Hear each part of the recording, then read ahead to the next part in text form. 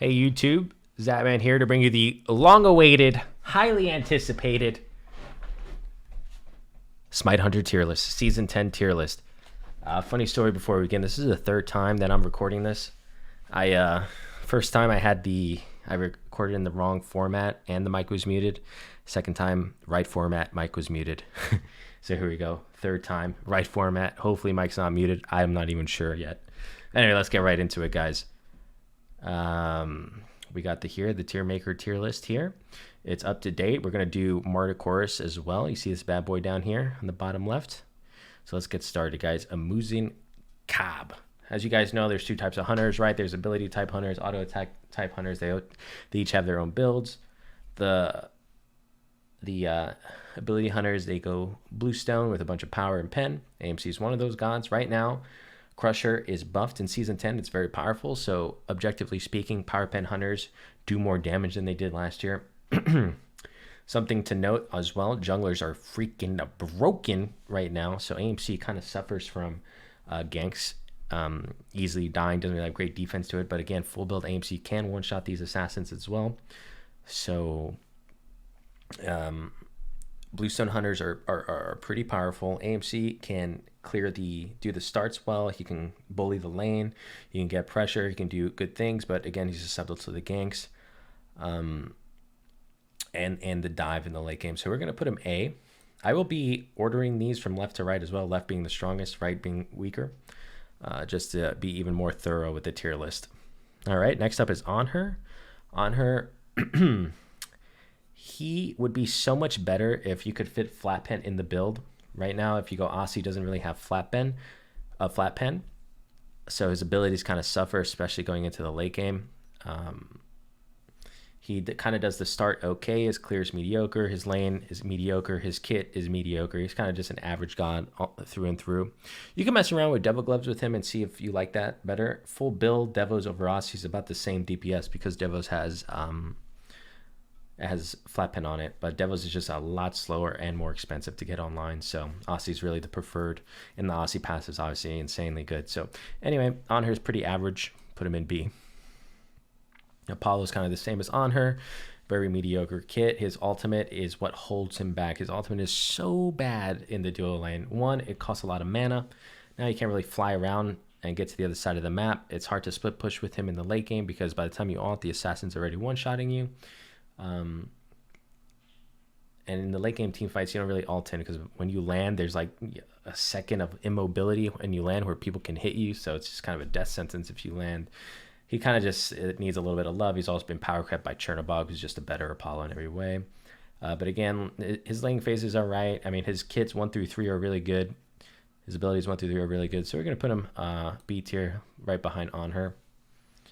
Next up is Artemis. Clear or like AoE clear is very important right now. Artemis kind of suffers in that department. She's okay clearing the jungle, but she's very weak in lane. If you can get her out of the laning phase though, she can be very strong with the Aussie crit build, but right now with the way mage ADCs are and the high power clear gods like Ishtar, she just gets bullied too hard. It's really hard to do well with her, so we're going to put her C tier. Next up we have Kernos. Kernos kind of fell from glory. I mean, last year, late in the year, Worlds, he was top pick, top ban. This year, he got a big nerf in his 2. They lowered the base damage, I believe, by 20 flat damage on his 2, so his clear suffered greatly. However, he is very good with Aussie, and he's great at boxing the junglers and things like that. But right now, also, the junglers kind of just do a lot of damage, can kind of just blow through you before you even get auto attacks off. He doesn't really dominate the lane as he did before, again because his clear got nerfed. So while he's struggling clearing the wave, other characters, higher tier characters, already cleared it and already pushing him back under his tower. So he's fallen off just a little bit, but he's still quite strong overall. We'll put him A, the top of A so far. Next up is Kerberos. Kerberos is definitely one of the most underrated gods in my opinion. She has great clear with her 1.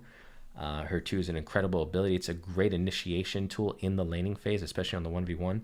You max out to 2, you literally walk up to the archers, to the enemy ADC, pop your 1 and start trading, and then to finish them off, you can use your 3. So she's actually very powerful in lane, very underrated. She can actually go toe-to-toe with Ishtar in lane and be pretty successful. However, she suffers in terms of her ult being very useful in team fights without real setup. And even with setup, you kind of just want to auto over the ult. The ult just takes forever.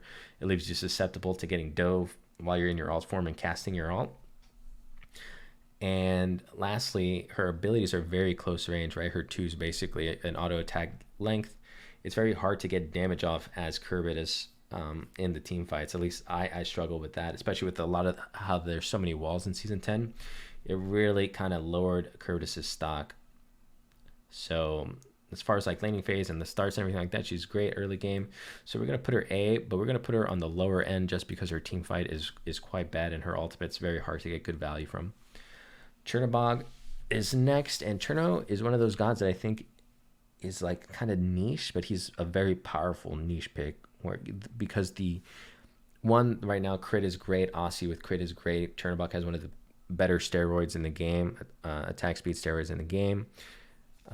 His ultimate is so good on this map. The map is so much wider, a bit larger overall, so it's very good to just kind of split push with him and just like installed over. He does well, decent into assassins with his 3 to avoid a lot of damage. His 2 again is an instant auto attack that can crit, proc your demon blade, gives you that attack speed steroid, as I said, cap your attack speed to box the assassins.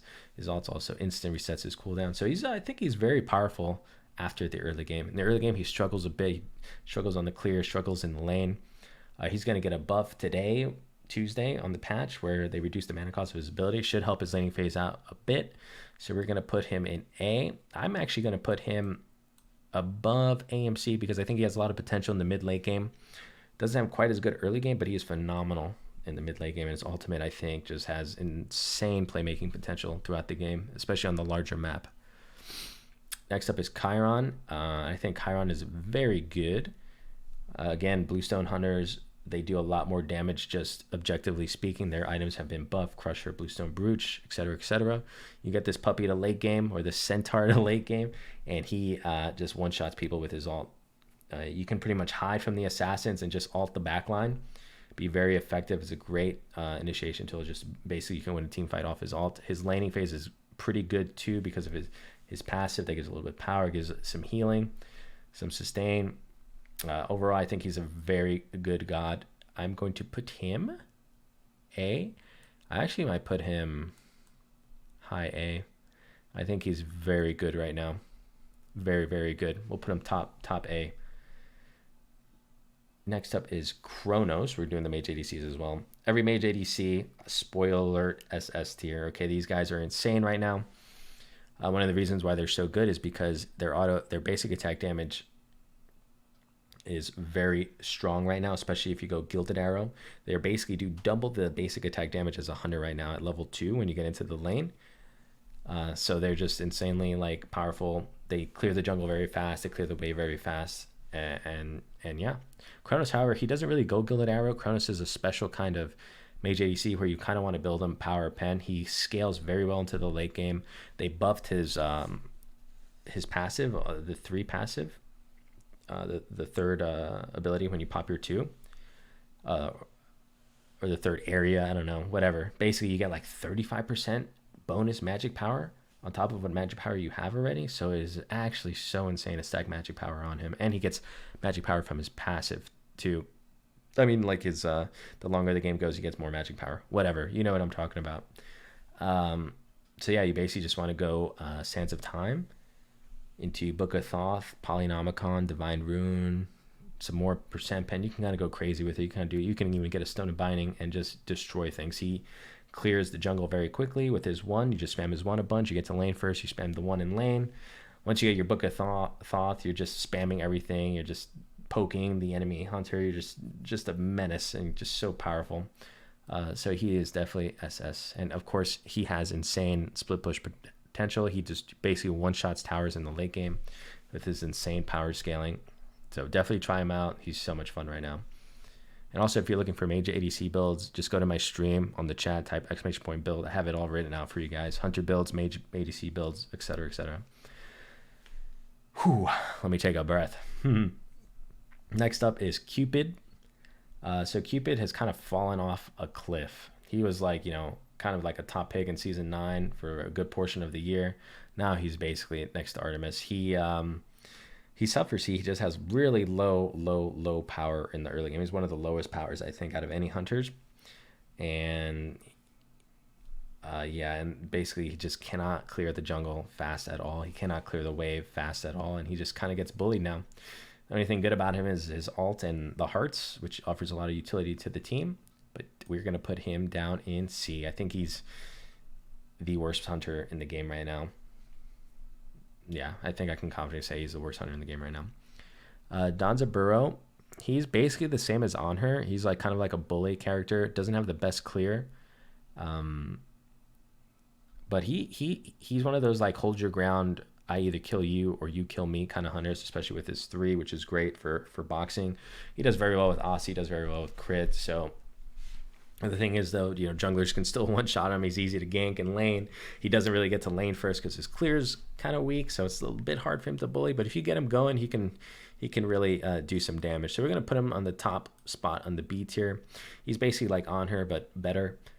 Not quite as good as the A tier gods who can kind of do it all right now. Clear, have great team fight, decent into the junglers. But yeah, so we'll put him high B or low A. You guys can pick. Next up is Freya. Freya is, I love Freya. She's so good right now. Gilded Arrow, ring 1, and you just basically destroy the jungle camp. Don't forget about your wing shard too, increases your attack speed. Attack speed is the #1 DPS increase for Freya. It's basically you want to get as many autos off with your 2-1 activated as you can. The more autos you get off, the way higher her DPS becomes. So attack speed is basically like the #1 multiplier for her damage. So the wing shard that you get early is just insane. You pop U2, pop the wing shard, you clear the whole jungle instantly. You get to lane first, you clear the lane, and you clear the archers in 3 autos. And then you're just kind of like getting your Telkines, and you pretty much once you get your Telkines, you can just start whooping the enemy ADC and just taking trades and winning them. 2-item Freya is just unbelievably broken right now. You can basically like 3-shot the enemy ADC at 2 items. But she has one weakness, and the weakness is if people understand, especially the enemy supports, how to play the lane against her, then you can actually get bullied pretty hard in the laning phase as Freya. The way to play against Freya, guys, is you just have to play around her 2 cooldown. That's all it is.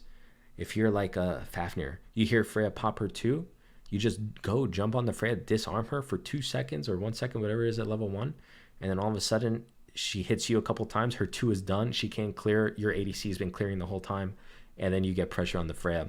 Same thing with like a Maui, she pops her 2, you just stun her, right? And then you eat a couple autos, all of a sudden that's her whole clear, and she has to wait another like 8 seconds to get it up again. So if you play against a knowledgeable duo lane, you can actually get bullied as Freya. And for this reason, I'm going to put her in the lowest end of SS. She's still insanely good. But yeah, we're going to put her on the low end of SS compared to the other mage ADCs so far. Next up is Hachiman. Hachiman is kind of the same boat as like On Her Apollo. Average kind of everything. Doesn't really, jack of all trades, master of none kind of thing. Doesn't really do anything special. He kind of is just very average. I'll put him above Apollo, though, below On Her. Needs a little love, I think. Next up is Heimdall. He's kind of... He's like really good. If you can get him out of like the early game where he has no attack speed and, he kind of clears a little bit slow. If you can get like that Aussie online without being behind, he can become an insane lane bully. Because the cleave autos with Destal, Aussie sustain, it's hard to... I don't think many hunters can really box him with Aussie and Destal. Because like I said, his cleave autos and stuff like that, and his kit is insane. He's one of the safest, if not the safest hunter in the game. The only thing that kind of holds him back here a little bit is that he is not good with crit. However, you still want to build at least one crit item on him. Preferably a Demon Blade, and the rest you want to kind of just go like Chin Size and Pen. So yeah, if he was better with crit, I think he'd be like S tier. But right now he is A tier. I think we'll put him right here. He can be higher than Kronos too. He's really good once you get that first item off. But if you kind of get behind before you build that first item, he can be kind of weak. So we'll put him A. Try him out. You gotta really like master this god to get the full potential out of him. He's not easy to play, but he's a lot of fun once you learn him. Next up is Hu Yi. Hu Yi is basically the same as Danza and On Her. He kind of wants to be a lane bully, doesn't have the best clear. However, because crit is very popular right now, his passive gives him a lot of stock, raises his stock quite a bit. He's also good at killing these pesky tanks that have a lot of mitigation and stuff, because his 2 gives him extra excuse me, extra damage as their HP gets lower. So I will put him the best of the B tier so far. These are kind of like the bullies that just can't clear as well. That's what kind of a B tier is, or at least the top end of B tier, like the bullies that just can't really clear that well. It's hard to get them going. Next up is Ishtar. She's the queen of ADC. She is the best ADC in the game, in my opinion. Her 1-1, the AoE auto, just does the starts. She could do all 3 camps instantly with the wing shard as well. She gets into lane, she bullies the lane because she insta clears. She can clear the wave and poke the enemy at the same time. Her 2 offers her very strong boxing potential, 1v1 potential, poke potential, posture in the lane, whatever you want to call it. She's just insane. She's amazing late game. She's great against junglers. She has CC immune ult. She has long range autos for the late game, for the sieging and the siege defense. She's just an incredible goddess all around, top tier, every aspect of her. She is the best hunter in the game, and she's so much fun.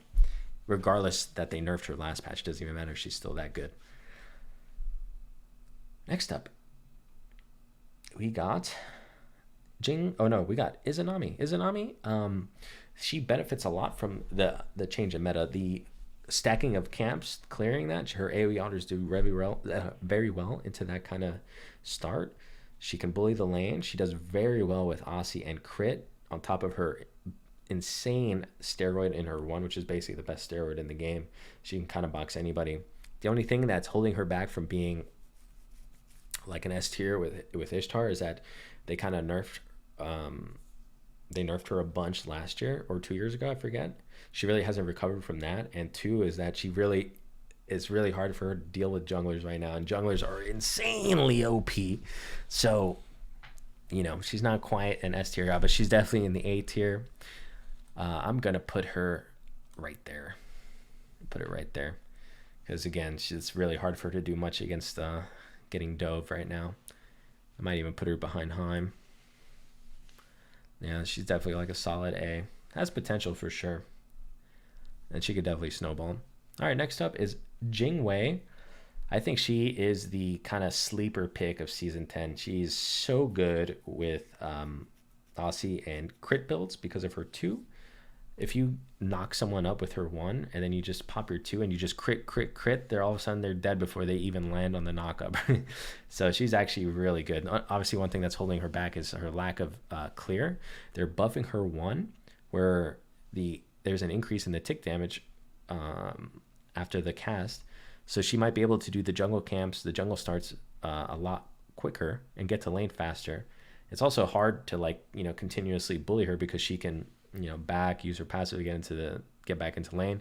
Her passive is really good in this bigger map because she can kind of rotate all around the map. She can rotate when things spawn, do the backs on cooldown, do the roaming harpies on cooldown, rotate to solo lane if they need help. So I honestly think she's the sleeper pick of Season 10.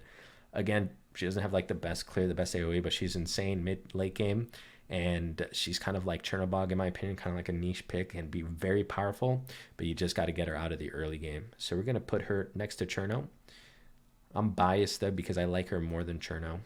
She's one of my favorite gods in the game. I hope she becomes meta. All right, guys. Next up is Medusa. Full disclosure, I have not played a lot of Medusa. She is basically the same type of god like Hui, Danza on her. She wants to be a bully in lane. She wants to solo you, but her clear is not the best. Her survivability against a dive is not the best. So I will put her at B. I'll put her high B because she still has a great kit. Her 1 is still insanely good. She did receive nerfs to the 1. But yeah, the start is just not good for her. She doesn't really clear well. So we're going to put her B behind Hu Yi right here. And let me know what you guys think about Medusa. I would love to hear your opinions. Like I said, I haven't really played her that much, but This is the kind of, I played her I think like maybe a couple of times, and this is kind of the vibe I got from her. Let me know what you think. Next up is Neith. Like I said before, Bluestone Hunters are pretty good. I would build her Bluestone Power Pen, not the Hidden Blade nonsense. Bluestone Power Pen. She's not quite as good as AMC and Cherno. Not Cherno, Chiron, because it is hard for her to hit the back line with any of her abilities or poke. AMC, you have the Honey. Chiron, you have the ultimate. With Neith, you have the ult, but it can be blocked. You could maybe get like a sick ult that can maybe win the game, but that's very gimmicky. It's not really a consistent thing. She's decent in lane, decent in the clear, very average. I'm going to put her in B tier, high B tier, because she can still do a lot of damage, but yeah, she's just weak against the jungler dive. It's hard for her to get a lot of damage off, effective damage off in the team fights compared to some of these other Bluestone Hunters.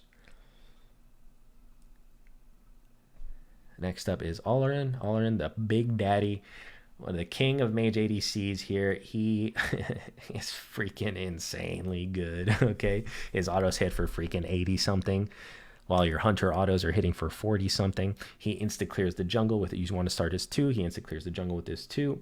You build him Gilded Arrow ring 1, absolutely dominate the start. You dominate the lane. You kill Bastion every single wave, and it's off to the races. I think he has the best ultimate in the game as well.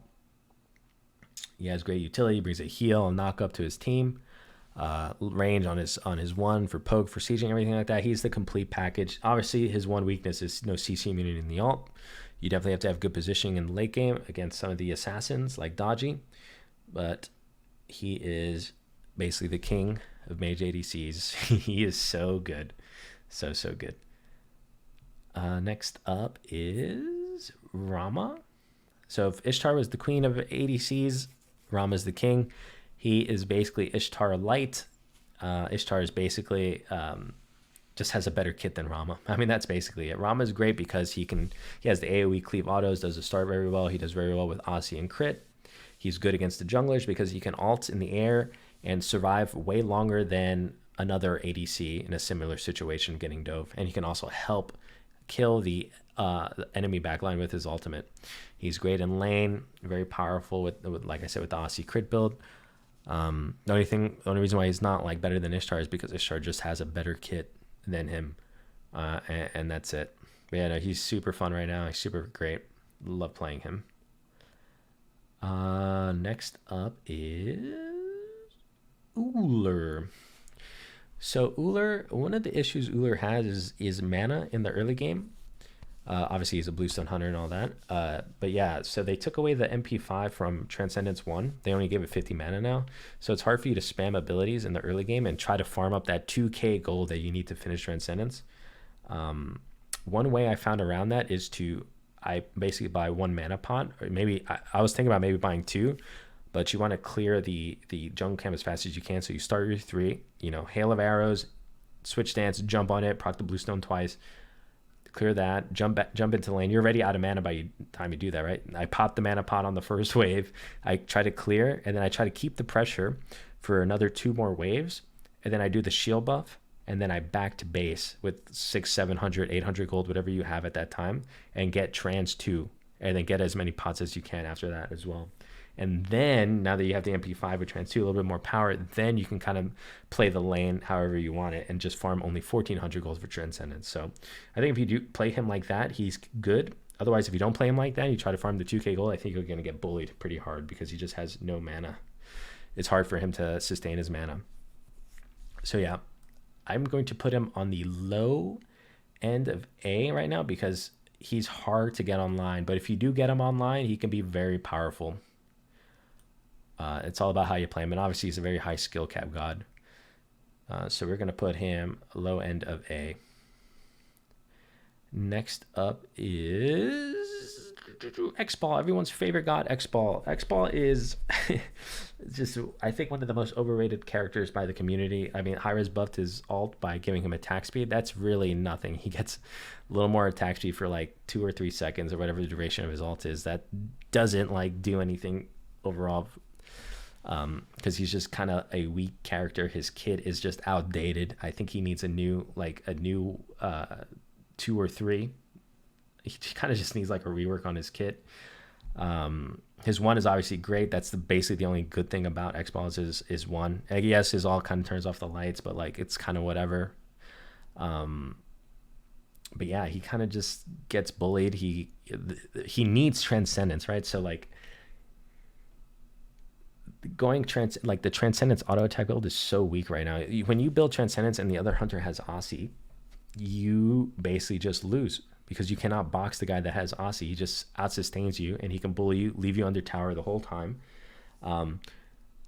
Secondly, like Transcendence taking up an item, such an important item slot of like a potential pen item, a potential crit item, potential yellow damage item that does more for X Ball than Transcendence would. So he kind of is like gimping himself by having to build Transcendence and then going an auto attack build, right?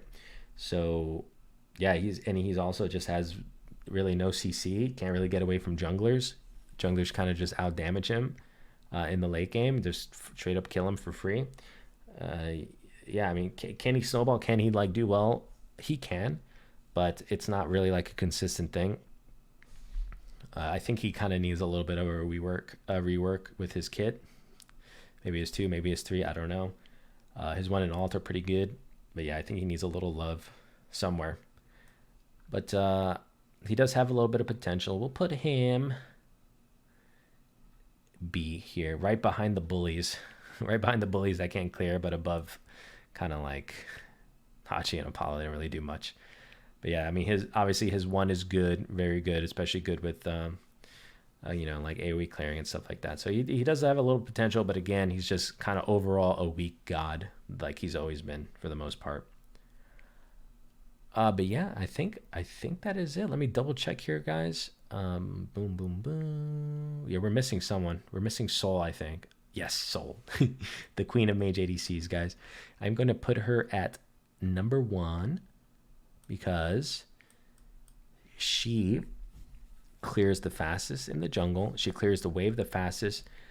And one thing that makes her so unbelievably good now is that she can maintain her heat passive fully stacked pretty much the whole laning phase. And the reason that is because of the bastions that exist now. Normally what would happen is you would clear the wave with max heat on the first wave, you push them under tower, and then you would lose all your heat. And then you'd have to build it all back up again in the early game, right? Because you'd have to wait for the enemy wave to come to you. But now what you can do is you basically push the wave on their tower, you start poking them until they're out of auto attack range and they're losing all that gold because the creeps are getting hit by the tower, and then you just maintain your heat on the bastions. So then when the next wave comes, you're already max heat. They can't walk up because they're getting autoed for over 90 damage in auto, so they can't even walk up to you, and she can just maintain immense pressure. Also, she builds Gilded and Ring 1 to start, and her heat, at max heat, she gets attack speed, and with the Gilded proc, she gets more attack speed, so she's just swinging 90 damage autos at insane speed in the early game. No one can touch her, no one can box her, so she's just so insane and one of the best snowballing mage ADCs right now in the game.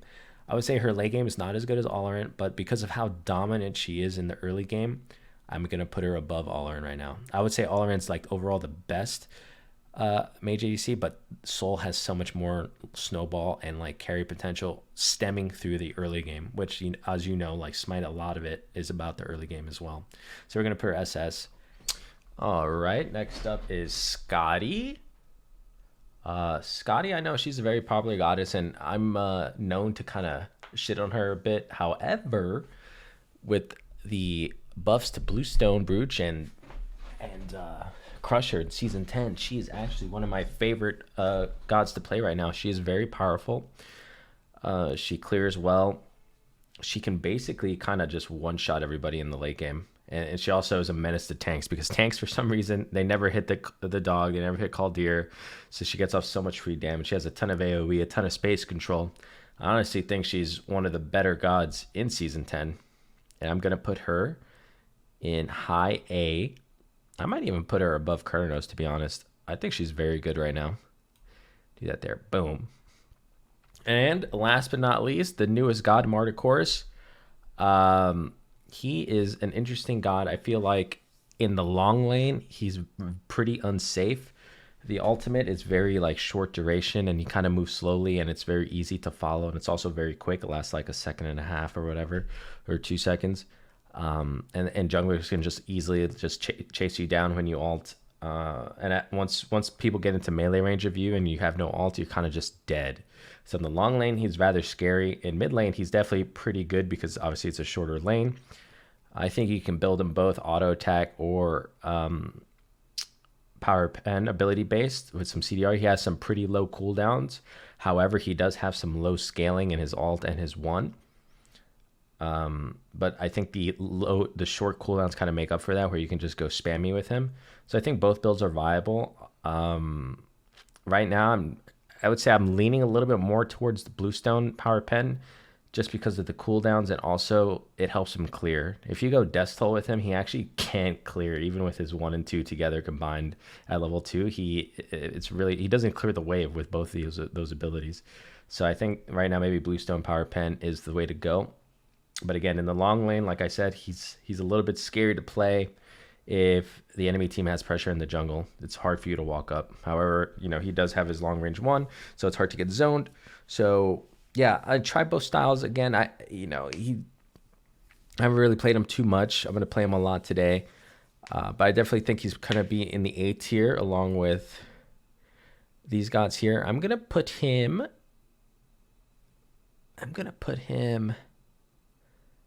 here, just because I think Chiron and Scotty are extremely strong right now. A bit safer, well, not really safer, but like a bit better at dealing with the junglers, even when their ults are down. So yeah, we'll put him here. We'll test him out a bunch more and see how it goes. All right, guys, that's it for the tier list. Thank you so much for watching. Make sure you like, comment, subscribe, all that good stuff. Hit the notification bell if you want to get alerts for when my new videos are out, and we're posting videos 2 times a day. Thank you very much, guys. See you next time.